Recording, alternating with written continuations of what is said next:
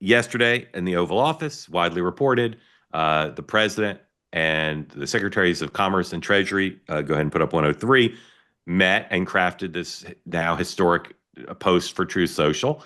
And Mr. Navarro was not in the room. Other people were not in the room. Here is how the 108. Here's how Kevin Hassett, the president's head of National Economic Council, described the decision this morning on Fox and Friends 108. Lawrence, did you know this was part of his plan? He was going to do I knew this that he on had Thursday? options that he wanted us to prepare in a very orderly fashion, unanimity between everybody from Peter Navarro to Howard Lutnick to Scott Bessent to me, and Vice President.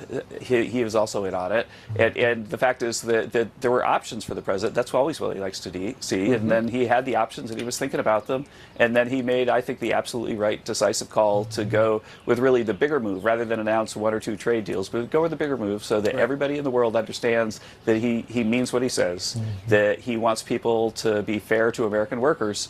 And we saw so much progress in the last few weeks once we started to announce that we're going to do this and then actually do it, that the president was sure that the process was being successful and so he could move ahead to the next step. All right, so we're going to get to China and the internals of the Trump personnel team in a second, and we're a forward-looking program. So, Sean, what do you expect to happen in the next week, the next month, the next 90 days? Where do you think we're headed now off of this decision? I think it's a two-track thing. One is I think they have to figure out how to get. I mean, this doesn't change much.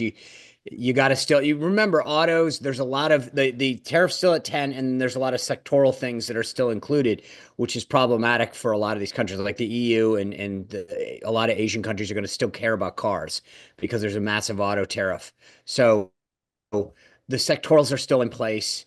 So I think that they will continue to announce meetings, and Japan's obviously supposed to be on their way.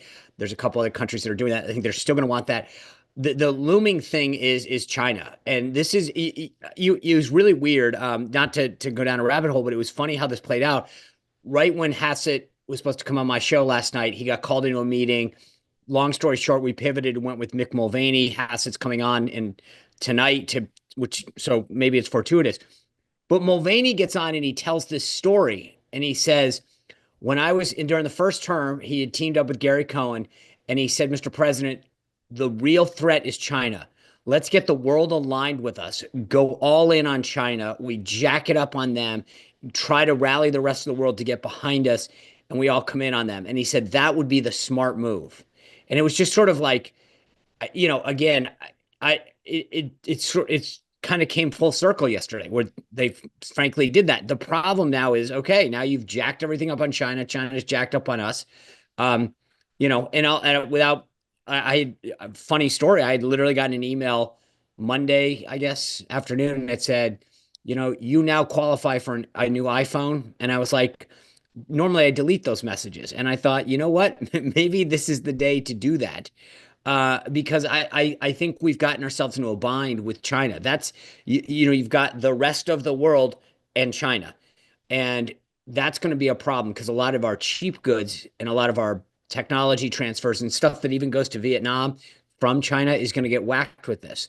So I think that this might make the markets feel better for a second, but it's almost I think people are going to sit back today and say, really? Like, I'm not sure what changes because the bulk of our stuff is really going to keep coming from China. We still have a problem there.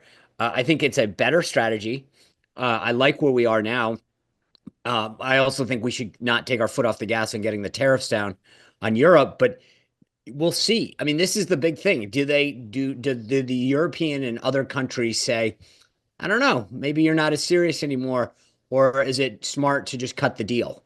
But I think they have to show that they're serious on this 90-day pause with setting up meetings, getting points on that, and then start to put a path forward on China. I continue to believe that my crystal ball is that they announce some kind of summit, July, that would be my target. Who knows, maybe June, and say we're gonna do a pause until the summit. But this is gonna get real expensive real quick. Dan.